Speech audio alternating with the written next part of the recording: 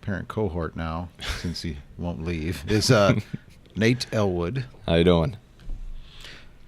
Today, we're going to talk about Vampire, finally. Vampire the Masquerade. And I think we're going to take a lot of time with it, so it's probably eat up everything. So I kind of going to forego the new products.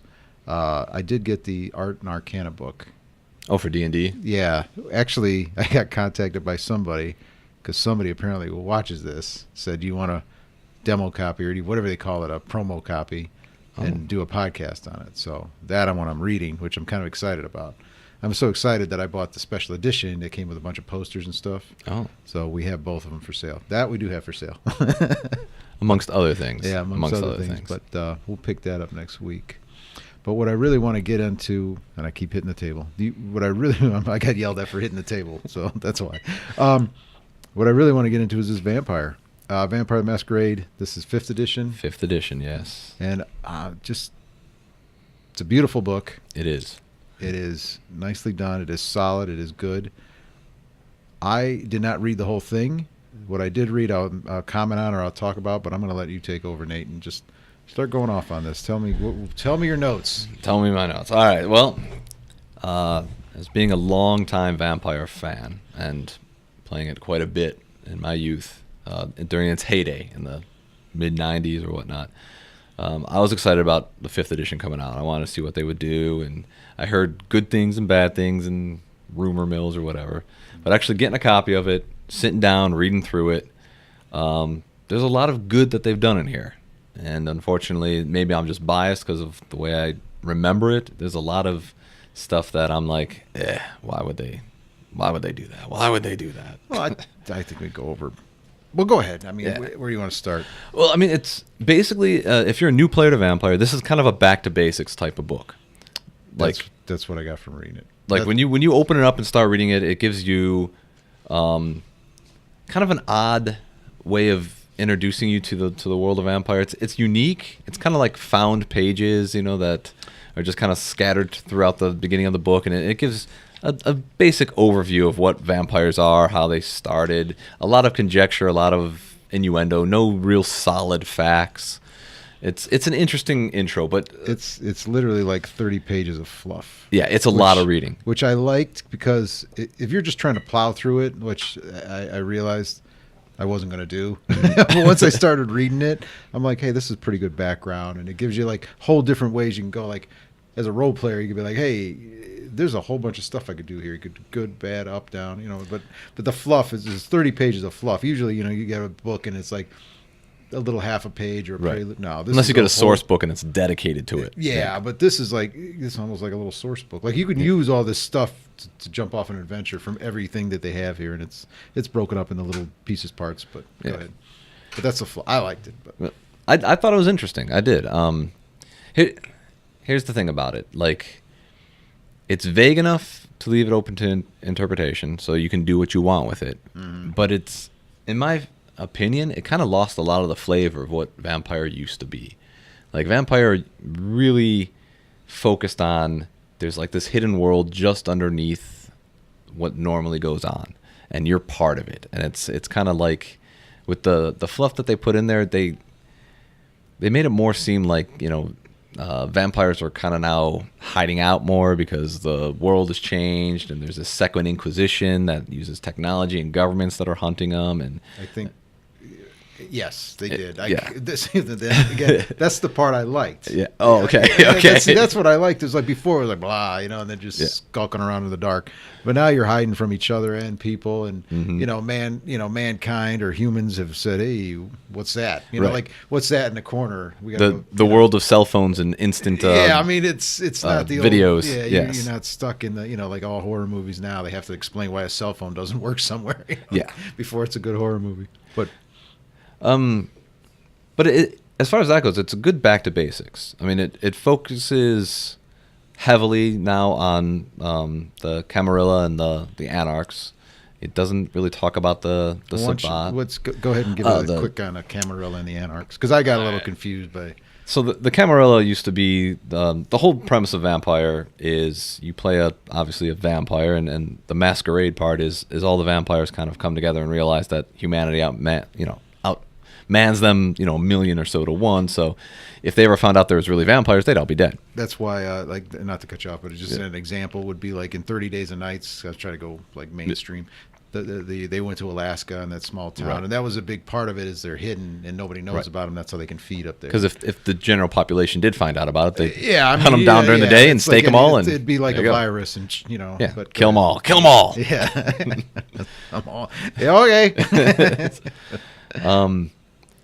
I like with the Camarilla was basically a power structure. They called it the Ivory Towers. Like these 13 clans that all came together and were like, okay, this is how it's going to be. We're going to structure this so that all vampires have to live under this hierarchy. I'm doing it no justice without going deeper into it, but basically think of it as like a vampire government.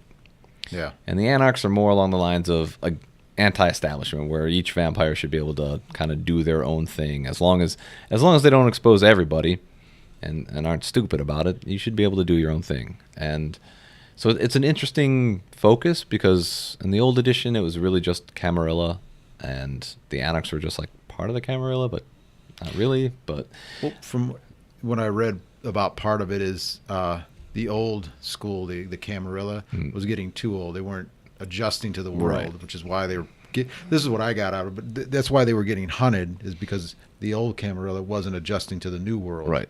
So the younger guys are like, hey, it's not going to work, and that's where you get your anarchs and the princes, and they want to jump over. But not always, but that's what I got. I mean, it's very interesting in the fact that, like I said, it's a big reboot. This is a big reset, because they had to.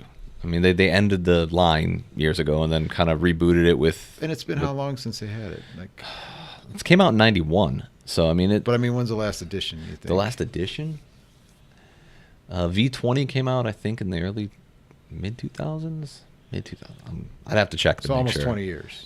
Well, the vampire itself has been around for 25 almost. Yeah. So okay, I'm sorry, like 10 years. So like a generation. So like someone who's 5 when they stopped making it is now 15 or 20. Right. To, they're in high school or driving. So now, so now, it's a reboot, or hey. And it's interesting. I mean, I see why they did what they did. It definitely takes the trope of the old hoary vampire that kind of controls stuff from the shadows. And I mean, part of me likes it, part of me doesn't. Like, I kind of like the whole power structure of the old one, and having a very clear setting. This one really doesn't have a very clear setting.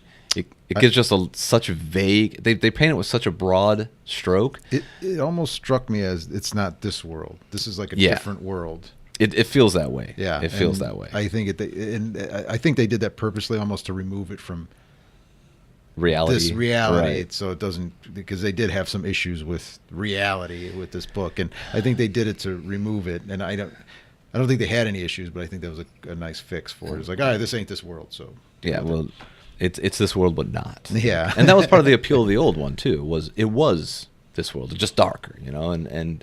Well, you could be any city you want, but I think they're trying to say that this is alternate reality. Is that a better word? Yeah, so. It was a good way to describe it, I think.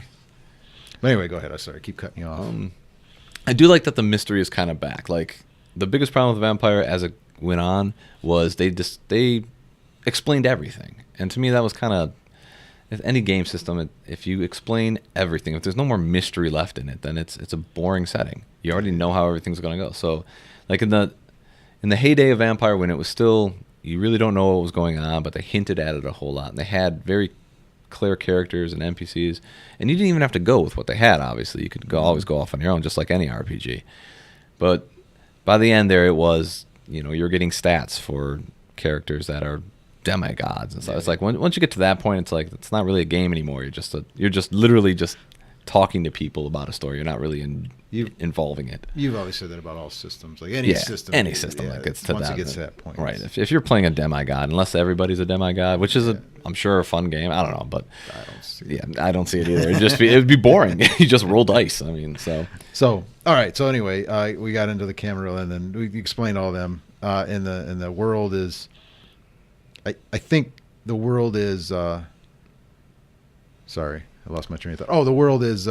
They're fighting amongst themselves, along with an outside, against the humanity. That was always part of the old one too. You had the two major sects, the Camarilla that embraced more of the humane side. They tried to retain their humanity, that what kept them, separated them from what's called the beast, or the vampiric nature, or the curse. And the Sabbat, who embraced the curse and said, well, if I'm a vampire and I'm a Lord of the Night, then by God, I'm going to be a Lord of the Night. I'm going to eat. Right. I'm going to do what I wish. And even though they were definitely more bestial, they still had their own thoughts, like alien thoughts, like for us, humanity would make sense for humans because it's what we're used to. Whereas a vampire, those same convictions and whatnot are gone. So the old system was very cool in that aspect. They had a very diverse range of how to play the games. You could have it as very dark. You could have it more trying to save your humanity or whatnot. It's always been a game of personal horror.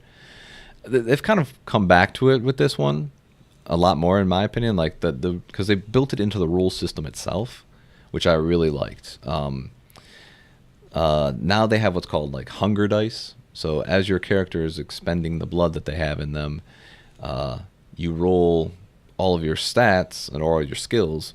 When you're making any action, you have to roll at least one of those dice are going to be a different color, and that is your hunger dice. And if you if you don't make any successes except for your hunger dice, you could have what's it called? A moment. Yeah, I'm trying to get the exact verbiage they use, but basically, you succeed. It's a messy critical or a bestial fail, which is interesting. I like the hunger dice aspect. I wish they would have had that in from the beginning. I mean, that is so cool just to have that to really play out that beast, that vampiric side of you is always present. So, if you succeed on that, what'd you say, a messy critical? It's a messy critical. And if you fail, it's a bestial favor, where the beast just comes out. Another cool thing that they did, though, and I which think... is bad or good? Depends on how you look at it. Depends on what you were trying to do. Right. Like, if you fail at something and it's a bestial fail, I mean... Right, the savage. If somebody's getting angry with you and you get angry with them, and then you end up tearing them apart. I mean... I guess... Depending on your character, you might not... feel good about that afterwards. Yeah, in here they gave in here they gave some role playing examples, and one of them was that example. Like a guard came out, like a security guard came out, and one guy was trying to talk to him, and he succeeded, but then the other one failed, like messy fail, and he just jumped on him. Yes, and so that would be like then that's the infighting of the group, and it's the infighting of each individual character. Yes, too. And they each have hey, can I? They have that bestial, that vampiric curse. That can I control this? And that's what the beast dice or the vampire, what you call the blood hunger dice. The hunger dice. That's what they do. I love that mechanic. That's a great idea. Because you don't have, idea. It's something you can't control and it's random. Right. And, it also. I think you get more hunger dice too if you got as you start expending blood, and the more potent your blood is, so the lower your generation of vampire is. Did they tell you what happens? Do they tell you what happens? Like if you get a messy fail? It's up to the game master to throw something that will be appropriate for the situation. Yeah, like the example would be if they were trying to talk to a guard just to get past them, and one guy's like past. He goes, I made my sneak, or I made my a fancy roll, or kindness roll, a charisma roll, and the other guy tried and he just loses it and jumps on him. That's what the hunger, he couldn't control it, which now that you say it that way, it is kind of cool. Yeah, I mean it's interesting. I like that aspect of it. I like I said, I think that's very cool. Moving on to, there's a lot of it comes a lot about the Camarilla and its the traditions and rules and all the rules that you need to follow. This is how we stay without getting hunted down by all the people, and then it goes into the clans, right? And the clans they've done well with. Again, they put all the original clans from the Camarilla in there, and they made them playable. There's a few clans that in the old edition you really couldn't play, in my opinion. Like the Gangrel, they made playable because now each clan has its ups and downs. What makes it unique, and each one has a unique part of the curse or part of the vampiric curse. So you have like the Gangrel, for example, are bestial, and in essence they're bestial. And in the old edition, when they would lose control of their beast, they would like gain a permanent animalistic something or another. So a musk or hair grows where it shouldn't, or something like that. And that was always there. Like, and I got that now. as you kept going, if you played a character that was Gangrel long enough and he made frenzied enough, then you start growing like a beak or something ridiculous. So what they did now is they made it so that they have a more animalistic appearance, but only for a little bit. It's kind of like they got drunk and now they have a hangover, and then it kind of goes away. Oh, so like, okay, yeah, they change a little and go back. Right. Like, like the classic like TV stuff. Right. It Right. is, at this point, he's goofy. And They made Malkavians, which was originally like the insane vampires, playable. Because before, it was a fine line to play what they call a derangement, or what made them insane. You either had people who went way overboard, and that's the only aspect of that character was. And I swear to God, if I see another pajama-wearing, teddy bear-carrying, crazy vampire thing, I wanted to punch people. That's how dumb it was. But now they just make it so that... what clan was that again? The Malkavians. Yeah. But now they make it so that it's an actual playable, like they can go crazy, but it doesn't completely absorb the character. It makes their roles tougher and everything, but it's not just such a overwhelming part of it that they were all NPCs basically. But how many clans are there in this book? I'm sorry, I was flipping through them as you were Let's talking. see here. We have Bruja, Gangrel, Tordor, Ventrue, Tremere, Malkavian. 10? They also added The Thin Bloods is what I just yeah, the the last Thin thing I saw. Bloods, and which would be the- like what really down on the line vampires, like there's Nosferatu as well. Oh yeah, I saw that. Those are cool too. I was looking at the what are the Blue Bloods? Ventrue. Yeah, this sounds something like I would want to do. I'm in charge. Leave me alone. So each vampire, depending on how far removed they are from the original vampire, they call that your generation. So the original vampire is Cain. The vampires that he made are the second generation, third, fourth, and so on. So the lower that number is, the more potent you are, the more of the curse you have, the stronger you are. In the original game, player characters could start at like 8th generation. I think it was the highest that you could start at, unless you played an elder game and they had rules for that. So an 8th generation vampire is pretty powerful. The highest now that you could be, or the lowest generation you can be now, is 10th. So really the blood is down. thinned Yeah. out to such a degree. See, I think that they were trying to. I see that trying to go with the rules of like, hey, we're going to start over. The old's going away. Let's build something new. And I can see that gives you a lot to build up to. Like, hey, you might.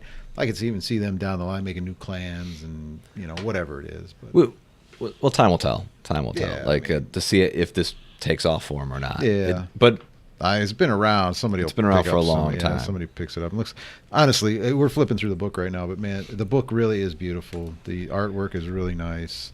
The print's nice and big. It's solid. It's a lot to read, though. It is a lot to read. It's not something like I was like, I kept putting it off, and I'm like, I'll get it, because usually I can power through. No, it's a lot to take in. It's a lot of stuff there, and I am, I'm going to want to read it just to read it about the clans, because it gives you a lot of ideas and stuff back and forth, and even inside of it. And that's not even getting to the rules yet. So, like in all honesty, what they've done to the game itself, overall the rule system I like. There's more bookwork for the GM in my opinion, but what they've done on parts of the rules are great. I keep going back to the Hunger Dice. That's such a good idea. I loved it. Stuff that I didn't like, though, was character creation. It used to be a point-based system where you buy 1 for 1 or 2 for 1, or depending on what type of skill it was or ability. Now it's makes it a little easier, because it's more, you pick like one will say, okay, you have X amount of skills at this many, X amount of skills at this, X amount at that. So you have like a jack of all trades where they have a ton of skills, but they're all real low, or you have one that's more focused. I get what they were doing with it, and it's not bad, but at the same time, that's not personal. That's not my flavor. I like being able to really customize what I do. you can't do that in this one, then. I'm sure you could house rule something, but according to the actual rules, they kind of want you to stick with this to kind of balance out Is this the game. basic then? This is the basic. This is okay. yeah. This is They start ground level. Right. All right. So it's something they could work up to. Right. Okay. Right. And it is interesting because all of the having player characters that are inherently less powerful vampires makes it a little more interesting too. I always like games where you're not as powerful or you're low level to Right. work up because it's just more challenging. And as a GM or a DM, It's harder to get something. What are you going to put up against them? Right. like if you're this great vampire, you have nothing to but you kind of have to throw everything at you right off the bat, and then now it's Well, vampire really doesn't focus on combat as well, much. not to so. be honest. I just meant in general. In general, but though, say yeah. you're a powerful vampire and you want to do whatever you can, and Right. then it becomes difficult for me. Yeah. I like the lower end of it, the lower end of it all. And what's the dice? Is it a D10? D10. It's all D10. It's always yeah. been a D10. Yeah, it's always been D10. They're actually making their own dice that, because it's interesting because Which are cool. they look cool. Well, it's just interesting because what's that company that makes them? Q chess- Worship. oh. Q Workshop makes Okay. them, so they make good, cool, different dice. But anyway, go ahead. I'm sorry. But I mean, it's basically a D10 with just different symbols on it. Like, No, man, it's totally different. you know what though? The Can only get in it all honesty, I'll Trying probably to sell 'em I'd that. probably No, I'm be, kidding. It's not that I'd probably buy a set just because I'm I know, I I'm love that you. way. But Just to have stuff, it's like, why am I so crazy? Like But the- anyway, it's D10, but it's also what, pass-fail deal? Or it's a pool. So it's everything is you have a attribute and then a skill. However many they call them dots because that's how you represent how it's 1 through 5. So let's say you want to shoot a gun. You go with dexterity and gun. So you see how many dots you have in dexterity, how many you have in gun, and then you roll that many dice. One of them is going to be a hunger dice. And then for every 6 and above, that's 1 success. A 10 is it's worth a success system? right. Ah, So that's you fine. get Yeah, that's easy then. your pool of successes and however many successes you get. That's easy. That's not Right. a lot of math. No, it's That's simple. I can deal with it. Yeah. Like we played that Star Wars. the Star Wars Yes. or All Flesh Must Be Eaten was the same way. Yes. And a lot of games are done that way. It's not a huge amount of. It's not THACO. No. Okay. Yeah. It's not the number crunchers. It has skills and Well, then you have what's unique to vampires: their disciplines or their supernatural powers. And I like what they've done with the disciplines as well. In the old system, you had a point for this and a point for that and a point. This one, you have if you have this power of it, you can choose this ability or this ability. The next dot you get in it, you can choose either from the second tier or the next first tier. So you get more dots that way, right? Right, and you get through experience and whatnot. Vampire is definitely not one of those that you just jump into to play one night. This is the whole idea of building your character as well is you build it with the group you're going to play, because you're not only building your character, but the entire group itself is building what's called the coterie, or the vampire group that you're in. There's a reason you're all together, and now they have a mechanic to make that, Yeah. Okay, that's cool. to put that into play. Through fate or just through chance, you're all together. And Well, you guys create your stories to go along. yeah, and you know. have to. You can't just say, "Yeah, we met at a bar." Right, That doesn't. right. It doesn't work with vampire. I mean, it could. I mean, Y'all died. it's your own imagination is your only limit. But yeah, I mean, it's really I think that's what appealed to me a lot about the old vampire games too, is that it really is in depth with your character and your group and its story, and how you kind of feed. Like as a GM before, I fed off of the ideas that my players had. I had an outline of kind of what I wanted, but Yeah. it wasn't like having a D&D module where it's this happens, this happens, this happens. It's all, you have a couple of ideas and then you shape it as you go. And with the rules that they have in here, especially when they form a coterie, they have their own, how everybody ties together. They have a belief structure type of way of doing it. Mm-hmm. A part that I don't like is they have and I'm going to horribly mispronounce this. Oh boy. Dyscrasia. It's when you feed off of people, off of humans. When you feed off of them, depending on the type of Which is always bad. emotions and whatnot they have, it could fuel different aspects, supernatural aspects, or it basically their emotional state at the time of you taking their blood could help or hinder you or help fuel your. To me, I know too gamers much. that are such min-maxers that they go out and farm for it. You know what I'm saying? Like a video game mechanic where yeah. "Oh, I'm gonna find like I need to boost my celerity. I'm gonna go find somebody hopped up on coke or something. You know, like Oh, then yeah, like that's to me, not I cool. like putting a mechanic like that in doesn't. I mean, it makes sense, but because some of the thin blood like characters, they absolutely need that to have their stuff work. But well, like any game, you can leave anything out. Right, want. you can- I mean, that's you can do just whatever you you want. telling me that because I didn't read that far, but Yeah. you telling me that I would not. I'd be like, no,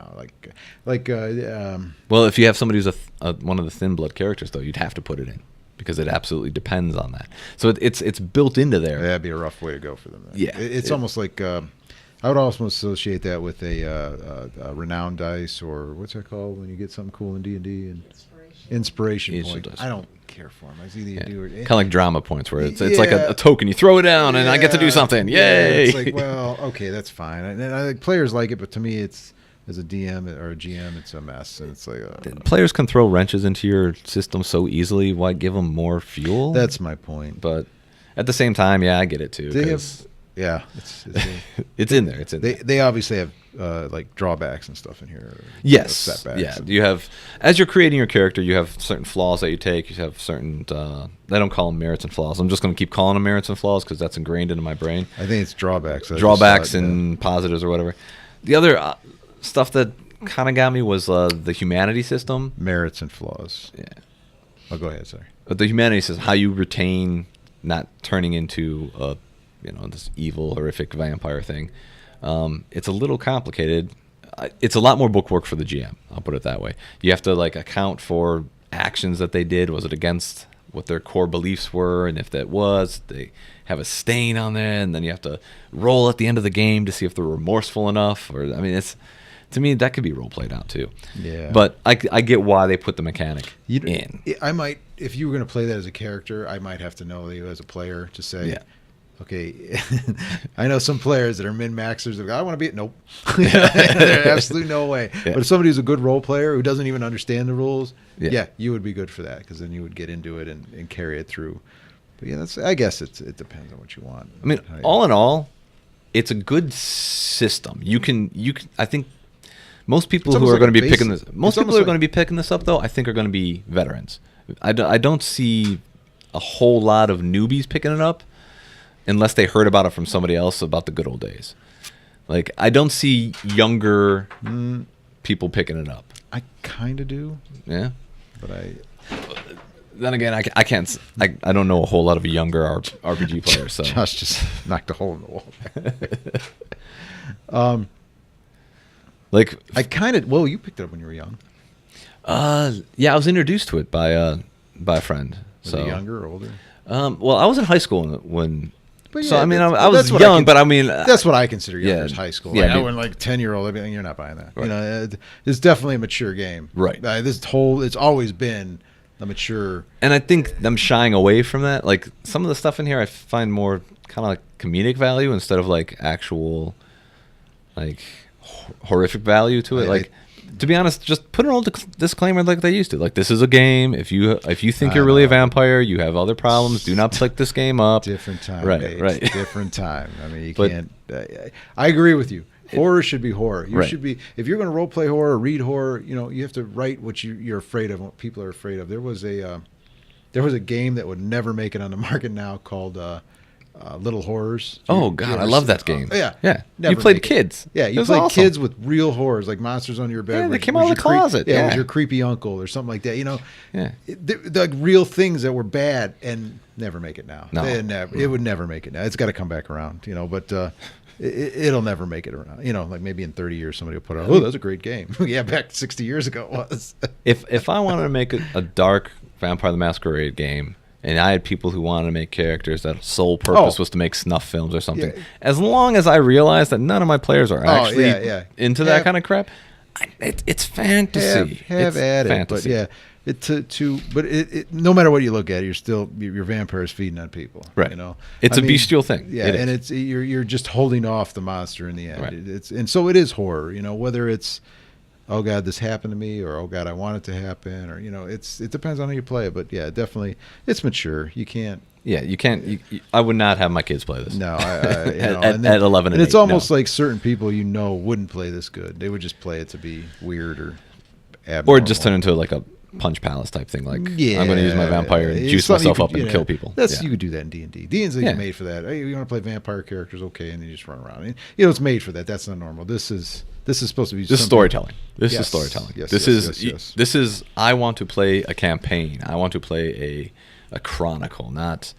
I want to pick this up one night, or maybe play for a week. And you know what I like too is you could play that against and with the clans, you can almost have like a whole thing where different groups are in different clans, and if you have enough, because I know that at one point there was like game masters there was multiple game masters running one game with multiple clans against each other, and it was like it was like one of those casual things, like, hey, we're playing Tuesday, this is what they did, Right. you react to it. And it's like a big storytelling. It's like one big storytelling game. Yeah, Shared it had Shared a lot world, of yeah. it had a lot of innuendos and politics, and that was another part of it. Yeah. It was more. It's definitely more of a role playing game as opposed to rolling dice. Yeah, 'cause role the dice, playing, and, right. especially with the pass fail. I mean, the Yeah. success dice or whatever you say. But there's a whole lot of. It's a lot to digest, more than you could in just one podcast, to be honest. But yeah, overall, my overall feelings on it, it's worth picking up for the old timers. Pick it up, look through it, take the ideas that you like. If you don't like the setting and you like the old setting, use the old setting. If you don't like the new rules, add the rules you like, discard what you don't. The only thing that I don't like is I kind of liked having a little bit more powerful vampires. I was never really into the you were almost human type of thing. Like, I get that it's now 2018 or whatnot, but it's like it's only been 20 years. Like, has it watered down that much? And then the whole calling where all the elders are just going to the Middle East to fight something, like, to me that seems like a cop out. Yeah. Seems like a cop out. I got to read it, but let me see if it's a cop out or not. But Yeah. I'll see if it's any good. I just think they're like, well, we just got to get rid of a bunch of all the hoary old vampires. Don't get me wrong. I like the idea that not every game is just going to be you find out at the end of whatever you've done that you were just a pawn for some hoary old vampire that had this idea hundreds of years ago. Yeah. That was a lot of what the old vampire was. Like, you just at the end, oh man, I was just a stooge for whoever. Yeah, well, that's So. what it is. But on the other end, that's good for new players or to start Yeah. a new system, because now you're new. The old stuff is good because it was good for then. It was good Yeah. then. They just try to take another take on it. Do you just pile on what you already had and then?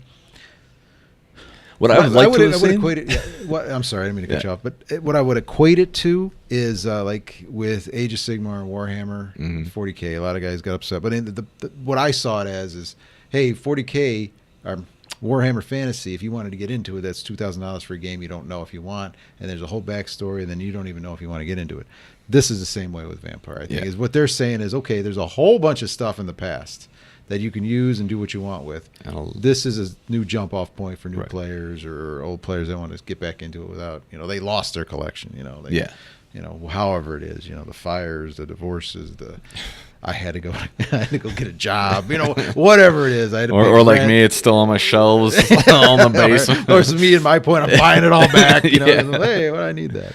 But yeah, I think it's a good jump off point. But it really, they took their time with it and did a lot of good stuff with it. And You could tell that the people who wrote it cared about it. Yes, they definitely. It wasn't haphazard. No. What I would have loved was to have that old flavor back. But then again, I'm putting this through pretty biased glasses. I'm putting it through. But even when, some of my fondest memories around gaming table, and some of those fondest gaming tables that are around happen to be playing this game. okay, so so I mean, you're like deep into it, right? Yeah, I was at one point I had at least 2 games a week that were either Vampire or Vampire Dark Ages or whatever. And I mean, these are amongst my good friends. So it's hard for me to disassociate from that. Like, oh, I remember this, and it's kind of like how everybody talks about the Star Wars films or whatever for a second. Like, it won't be as good as what you remember because that's how you remembered it. You know what I mean? The kids nowadays will remember. Right. that. I'm sure their movie is right. No, like Star Wars. Their movie is whatever movie it is. It's great to them. That's their first. The one. younger generation thought that the Phantom Menace was good. Yeah, with that old movie with all the puppets, that sucks. Right. Stupid Stupid Care Bears in the end there. Yeah. So, but yeah, it's good for old and new. If you want to jump, if you're old I shouldn't say if you're old. If you're Older old, player. yeah, older player, and you want to jump back into it or give it a try, take a look. Good. It's worth the play. money. Yeah. If you're a new player and you really like vampires, there's a lot of stuff about vampires in here too. You Yes. know, so if you really want a world where there's a whole lot of vampires and it gives you a nice description, grab it up. Because even in the back of the book, there's cities and I'm just looking real quick here, but the photos and. Even I was looking at other reviews online, and you can tell the ones that were made by people who had played the game in its heyday, and the people who have just picked it up and heard about it, but kind of just picked it up. And the reviews are very, very different. From glowing from the people who just kind of picked it up to, and the ones that kind of played in their heyday of like, eh. But my litmus test is always, they're the old vampires. Right. They're getting called out as Yeah. the old heyday ones. Hey, you got to go. The new ones are coming because it is a market, and you got to try. But it's worth the money. Yeah, it honestly and is. For how big the book is and how much information is in here, it's a full system. You have an entire gaming system in one book. Yeah, that is true. You have everything you need. You don't in need one book. You don't need to buy 3 or 4 or 5 books. This book, right? You can buy more books that they have starting to come out. Yeah, that what I gives like flavor. too is they because I got to pre-order all this stuff and I see what comes out early, and I don't get it early, but I see what's coming out. But they are supporting it, so Yeah. they do have books in line and stuff going on and the And clans. they're starting up their whole open license too. So yeah, that's what I like. You get a lot more people that way and a lot better stories as long as they monitor the open. Don't just publish garbage. And, just read it, make sure it's good stuff. Edit it. Yeah, edit it. Make sure it's not all crazy. Right. It fits in. But overall, I'd say it's pretty good. I like it. It's better than the Requiem books. So after the 3rd edition of Vampire came out, so I guess the 4th edition when World of Darkness kind of changed and everything. Did that weird stuff, yeah. Yeah, I didn't care for it either. I played the Requiem a little bit, but I was never really a fan of it. Other people love it. They just absolutely love it. But I think, in my opinion, this is better than the Requiem. All those fond memories from the 3rd edition make it slightly less. But it's definitely worth picking up. Definitely worth giving it a go at least. Yeah, giving it a go. We'll have to get a game up here. Maybe a group. Yeah. A standard vampire group. But yeah, it always did. It had its, and let's not get confused. This is not the guys running around in capes throwing tennis balls at each other kind of game. No. This is a tabletop to sit at a table, to talk, a more discussion, a storytelling game. Right. Not the run around and tag and have a couple glasses of wine or gin and enjoy an evening. This isn't the goofiness where we all get dressed up. And to be honest, with this game, I've had friends of mine who were role players, where they're min-maxers and really like rolling dice. They got into this because of the way that you make a character. Because it's deep and like what you're saying with Shadowrun and with Torg, you can associate it with real life. You could make an adventure that starts over here at BW3's and ends at Kmart or GetGo. I don't even think there's Kmart's around here. Or Las Vegas. Who knows? Yeah. I don't know. No, that's too far. I don't think that far. But yeah. All right. Well, I give it a good rating. I'm glad. I mean, I like it. I think everybody. I think nobody would probably be disappointed. Out of 5 stars, I'd give it a solid 3.5. Really? Yeah. Out of 5. I got to read the whole thing first. I don't want to throw a star on there, good or bad, one or the other. But I don't think anybody disappointed if you're gonna pick it up. I mean, of course, do your research. Yeah. Don't just listen to us. No, just listen to us. Come in, pick up the book. Go ahead, look online. You want this book? It is an investment. It's not cheap. So it's not badly priced for a role playing game. Like when you think about it, it's 55 retail. 55. Yeah, right, but so you got to remember you want to start D&D. That's 3 $50 books. Yeah, that's true. This is for an extra $5. You got all the books. Yeah, you got everything you need. So all right, that's good. Well, we went over a little bit on that. Yes, I don't think you mind. No, I love this game. So all right, so we'll do that. But next week, next one I'm going to do is that Art and Arcana review. Awesome. So I'll be doing that. Maybe next week. I have to pick a different day. I have my days off to rotate on the other job. So, but we'll do that next week. And if anybody's interested in getting a vampire going or wants to talk about it or see it, get a hold of Nate or get a hold of me, and I'll get a hold of Nate, and we'll figure something out. Throw it up on the Immortals website. Ask some questions. Yeah, that's true. The Facebook page. But before we go, a couple of things. If you want to get a hold of us, call the store, 216-712-7169. Go to our website, immortalsinconline.com. Facebook is Immortals Inc., Twitter, Twitch, Instagram, YouTube. Can't really get a hold of us, but you can see it there. The big thing we got going on, though, is we now have a Patreon channel. Patreon.com/Immortals Inc. We have different levels you can sign up for. There's a bunch of extras going on, and we keep adding more. We have people showing up. We are doing a bunch of program. We have Katie Paints as a regular. We have the newest ones. There's Flavor Text, which does our board games on Sundays. Katie Paints does the miniatures. You can actually, if you sign up right now, she's painting a beholder, right? Yes. And if you sign up for a subscription to our Patreon, you instantly go into a drawing for to win that painted miniature, which is kind of cool. And she does great work too. Yeah, she does. Just check it out. What did I say? Flavor Text was the board game people.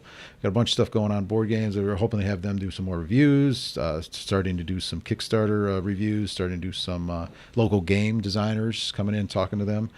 We're also going to what's the other one? Magic, which is called, because I'm a terrible store owner. In response, he's going to do that. We're going to also have some special stuff with him where you can play him online and come in and make fun of him because he's an easy target. What else we got going on? 40K, of course. There's big 40K on Mondays. Streaming on. We have Josh Deff doing a clinic. We did a clinic this month, and we're going to do another clinic next month. 40K clinic. Come in. I think he's third in the nation, third in country. Yeah, I mean he's up there in the world actually. Is he? Yeah, as far as rankings go, he's one World? of the he's one of the best Warhammer 40K players in the world. So I don't think we can afford him. And he gives a good clinic. He Yeah, gives a good clinic. So it's clinics. Those are cool, and we'll probably add some role playing stuff here. I hope to get a couple guys that do some character builds, and and me and Nate will be here doing. Keep BSing. Keep BSing about whatever game comes in. I'm gonna wave at my wife because she came in drinking her coffee. But you're good. I'm good. Anything else you want to add, or? Yes, pick up the book, preferably from this guy. Shameless plug. But no, honestly, it's a good book. If you liked the old Vampire, you'll find what you like in this one. And if you're just getting into a game system, $50 for a complete game system. And like I said, I'm biased because I have so many fond memories of it. But it's a good game. It's a good game. Yeah, so if you want to get it in at $55 a little high, guy, there's always discount Mondays. Yeah. With my wife, she'll let you is. let you roll a dice, get up to 30% off, possibly. Oh, Black Friday, yeah, this Friday coming up is Black Friday, so we're gonna have some sales. We'll post them on Thursday. Today? No. I gotta approve all discounts and sales. So, but all right. Well, until next time, everybody. We'll see you. Bye. Bye.